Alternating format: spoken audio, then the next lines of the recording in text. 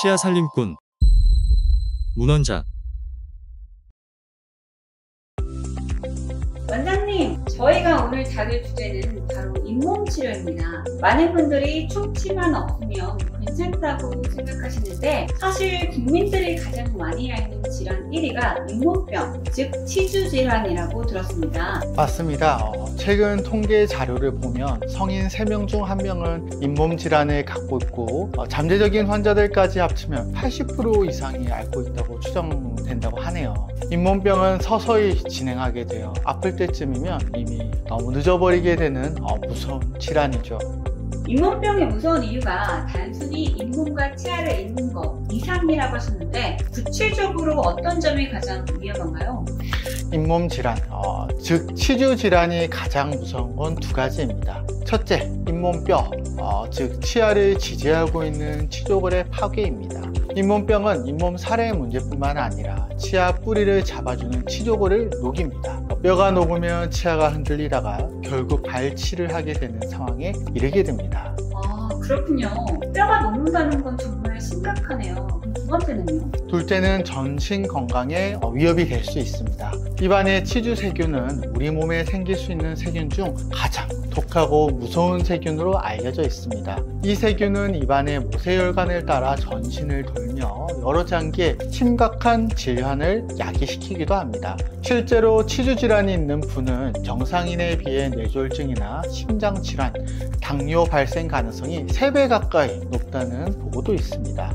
간혹 심장 판막 수술을 받으신 분이나 심장 이식 수술을 받으신 분들에게는 혈류를 통해 치주 질환 세균이 전달되어 심내막염이라는 치명적인 질환을 야기시키는 경우도 있습니다. 잇몸병은 통증이 없을 때 진행된다니 미리 체크하는 게 중요하겠네요. 집에서 간단하게 잇몸 질환을 자가 진단할 수 있는 방법이 있을까요? 네, 3가지를 한번 확인해 보세요. 첫 번째, 잇몸의 색깔을 한번 확인해 보는 겁니다. 정상 잇몸은 분홍빛입니다. 치주 교과서에는 코랄 핑크색이라고도 말을 하는데요. 만약 잇몸이 연한 핑크빛이 아니라 평소보다 붉은색이나 진한 빨간색으로 변했다면 염증이 있다는 첫 번째 증거입니다. 두 번째는 잇몸이 부어있는지 확인을 하는 것입니다. 잇몸이 평소보다 뚱뚱하게 부어있는 느낌이 든다면 이건 잇몸 질환의 증상 중 하나입니다. 마지막으로 3번째는 잇몸에서 쉽게 피가 나는지 확인하는 것입니다. 칫솔질을 하시거나 치실을 사용할 때 너무 자주 피가 난다면 이미 치주 질환이 있다는 중요한 신호가 될 수 있겠습니다. 보통은 안 좋은 냄새도 같이 동반되는 경우가 많습니다. 피가 난다고 그 부분을 피해서 이렇게 양치를 해야 할까요? 그건 아닙니다. 피가 난다고 해서 피하지 마시고요. 오히려 그 부분을 더 열심히 닦고 관리해 나가야 됩니다. 피가 나는 건 염증이 있다는 증거니까요. 근데 또 너무 열심히 관리를 하신다고 해서 잘못된 방식으로, 예를 들어 너무 강한 힘으로 또 양치를 하는 건 지양을 해야 됩니다. 포인트는 올바른 방식으로 열심히 관리하는 것이겠죠.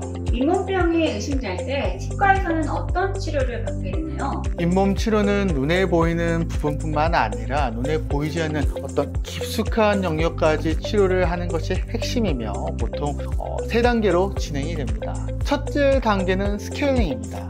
스케일링은 잇몸 윗부분에 보통 육안으로 볼 수 있는 치아의 영역에서 붙어있는 치태와 딱딱한 치석을 제거를 하게 됩니다. 성인이라면 건강보험이 1년에 한 번 적용이 되어 비교적 적은 비용으로 관리를 받을 수 있죠. 다만 스케일링은 앞서 말씀드렸듯이 주로 잇몸선 위쪽에 있는 눈에 보이는 치아의 표면의 어떤 치석과 치태만을 제거하게 됩니다. 스케일링으로 해결되지 않은 큰 곳은 어떻게 하나요? 거기부터가 본격적인 잇몸 치료인 2번째 단계로 넘어가게 됩니다. 전문 용어로는 치근 활택술 또는 치주 소파술이라고 부릅니다. 잇몸과 치아 사이 깊숙한 곳의 치석과 염증을 제거하는 것이죠. 그렇군요. 치료할 때 많이 아픈가요? 마취를 조금 하고 진행을 하기 때문에 생각만큼 아프지는 않습니다.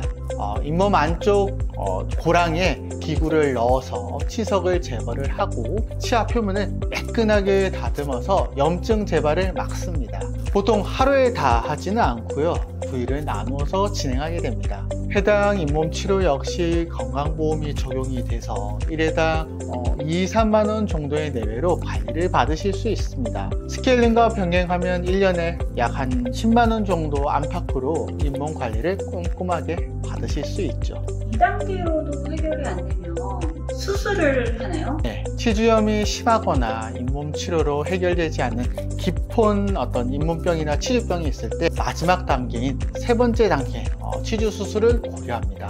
목적은 깊이 있는 염증을 눈으로 직접 보면서 제거를 하고 잇몸뼈와 치주 조직이 회복되기 좋은 상태로 바꿔주는 것입니다. 잇몸을 절개하여 치아에 이완되어 있는 염증 조직과 치석을 제거를 하고 청소를 하고 또한 불규칙하게 녹은 치조골을 다듬어 줍니다. 수술 후 약 한 1, 2주 정도는 불편감이 있을 수 있지만 심한 치주염을 안정화시키기 위해서는 꼭 필요한 과정입니다. 다만 이런 마지막 단계의 치주 수술까지 고려해야 되는 치아는 솔직히 말씀드려서 발치의 가능성이 매우 큰 치아이므로 이 단계까지 나빠지지 않도록 평소에 관리를 잘 하셔야겠죠. 잇몸에서 피가 나거나 흔들리는 느낌이 있을 때 약국에서 살 수 있는 소독제 헥사메딘이 도움이 된다고요? 네, 헥사메딘은 치주 세균을 없애는 데 큰 도움이 됩니다.